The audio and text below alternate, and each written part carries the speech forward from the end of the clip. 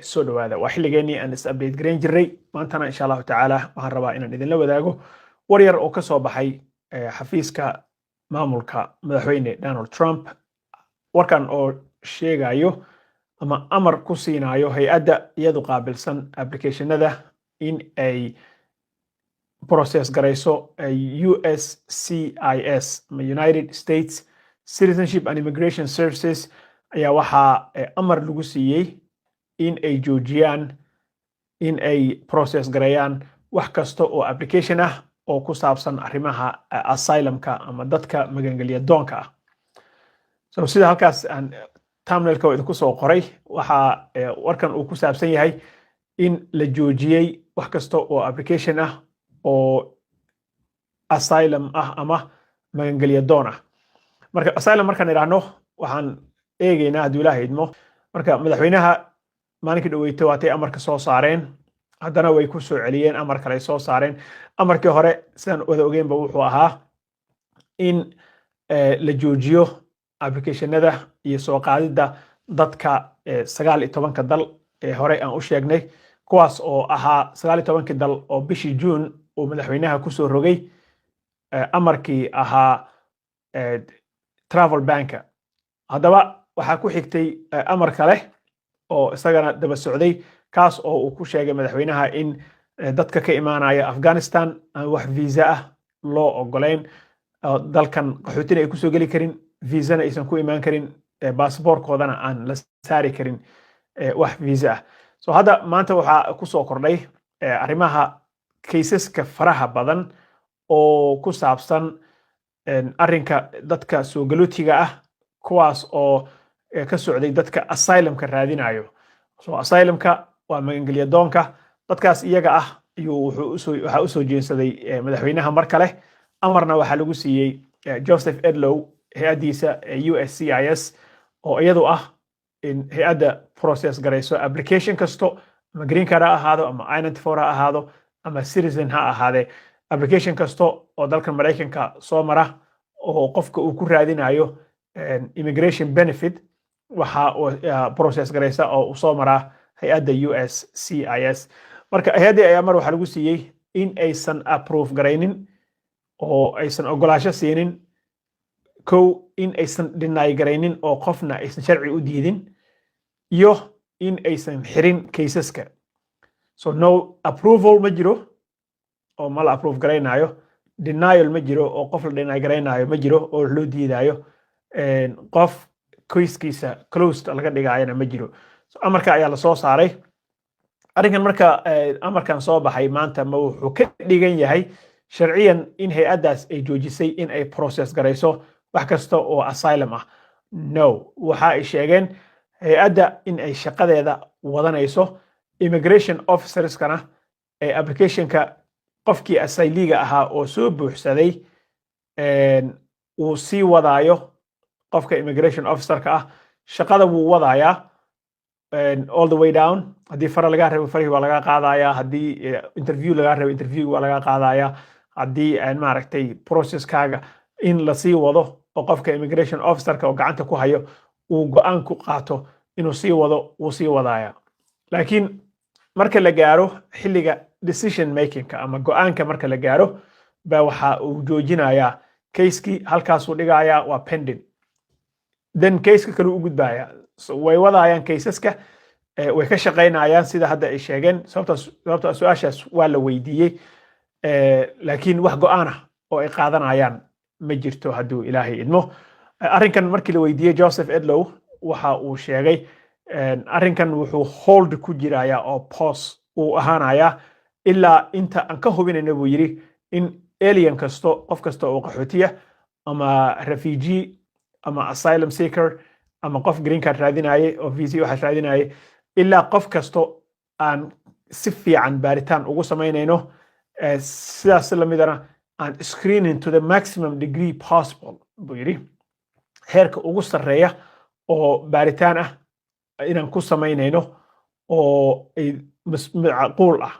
heerka ugu sarreeya oo baaritaana maximum degree possible meesha ugu dambaysa inaan la gaarayno dadka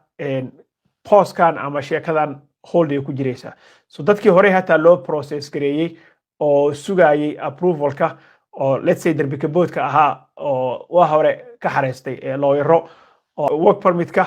iyo ku shaqaysanayay social security iyo license caadiga haystay oo case-kooda hataa uu dhadhowaa maanta waxaa la geliyey holdigan la geliyey madaxweynaha wuxuu sheegay in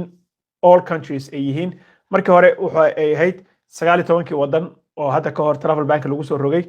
hadda dhexdan waxaa laga dhigay third world countries wadamada dunida saddexaad dadkeeda ay ka yimaadeen baa laga dhigay now hadeerna waxay u guurtay sheekadii in la yiraahdo all nationalities wadan kasto oo dalkan Mareykanka asylum ka soo doontay muwaadinkiisa waxay sheegeen in aan loo ogolaan doonin in la process gareeyo applicationka actually waa la process gareynaya laakiin in la dhamaystiro oo lagu soo gabagabeeyo in arrinkan approval denial ama ogolaansho ama diidmo yay or nay ama in la xiro case-ka marka approval denial iyo closing of the case midna ma jirayso bay yiraahdeen arrinka isaga ah waa ka soo horjeedaan 19 wadanna maaha wadamada third world countries oo hadda uu sheegayay oo dunida saddexaad ka imaadayna maaha now waa all nationalities amarkan ayaa saakay ka soo baxay madaxweynaha xafiiskiisa Joseph Edow oo isagu ah ninka haysta USCIS-ta ama hay'adda ku fogan in ay arrinkan process garayso applicationadana waa ay ku raacday so dadkaas hay'addaas waxaa loo sheegay no denial no approval no closing of application asylumka especially arrinka waa isugu soo dhigtay arrinkii hore green cardka waxa uu noqday in dadka green card ka qaatay iyaga naftooda laga daba imaado marka dadkii hore way hataa ka daba tagayaan markan kuwaas soo hubino inay dad si sax ah ku qaatay ay yihiin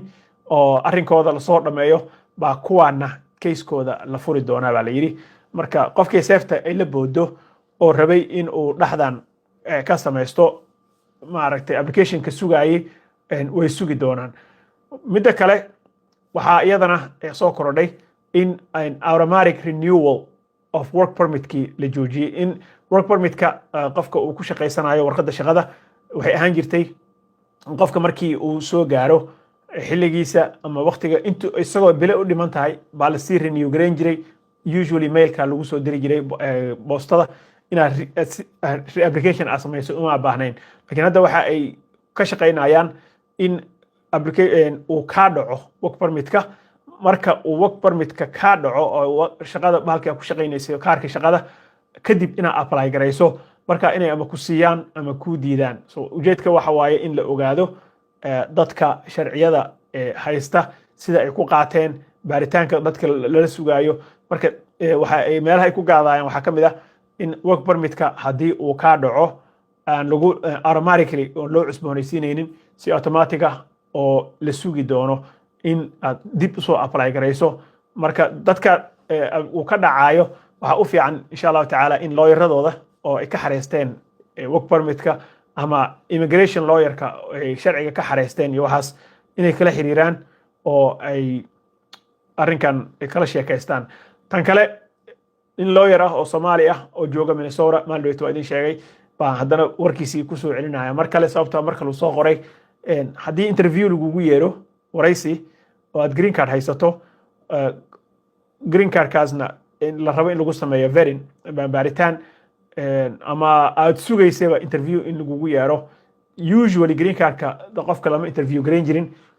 citizenka bes baa interview laga qaadi jiray laakiin hadda baryahan dambe waxa ay soo wadaan in dadkii hataa hore green cardka u qaatay dib loogu yeero loo wareysto ninka odaga wuxuu soo jeedinayaa in aad lawyer wadato lawyerka la'aantiis ha tegin meesha so immigration lawyer hore usii wado meesha at least kula tago kaala qayb qaato haddii hataa ay maaragtay kolley dad immigration lawyer hadda u joojinayo ma aha haddii ay hataa ku xirayaan camal ama dad baa jira hadda saas ay ku sameeyeen oo xaasas ahaa oo interview inta loogu yeeray xaasaskii la xiray ama maaragtay say ha ahaado ama ori ha ahaatee dadkii waa la xiray oo green card interview baa loogu yeeray trap baa caadi bay ku noqotay, waxay ku noqotay dooli soo galay meel soo galay dabin kusoo dhacay oo kale. So taas hataa loo qorayay arrinka isaga. Marka haddii interview aadayso ama ay ku yeeraan ay ku baahan yihiin, waxaa u baahan tahay in aad sii wadato lawyerkaaga. Arrinkaasna uu soo kordhay. Haddeer no more decisions, marka derbi kabood oo dhan dadkii sugaya sharciga waxaa ku soo kordhay arrinkan oo ah in aan wax case la process garaynaynin inta kuwii hore sida ay sheegeen intii laga daba tago baaritaan lagu soo sameeyo lasoo make sure gareeyo. So arrinkaa hore way ka hadleen oo waxay dhaheen qaadayna way yiraahdeen amarkan ilaa aan qof walbo baaritaan ku soo sameeyno. So maanta arrinkaas ayaa ka cusub arrinka immigrationka. wax denial amale wax lagu diidaa male, actually wax lagu approve gareynaa male, case-kaagana lama xiraayo. Inkasta oo say sheegeen weli shaqada ay socon doonto oo ay sii wadi doonaan. Arrinkan ayaa ka soo cusboonaaday arrimaha immigrationka. Marka asxaabta markasta igu xiran oo igala soo qayb qaadata programka waa idinka mahadcelinaya. intaa ayaan kusoo koobaynaa insha allahu tacaala. Until next time, waa mahadsantihiin. Wassalaamu calaykum waraxmatullaahi wabarakaatuh.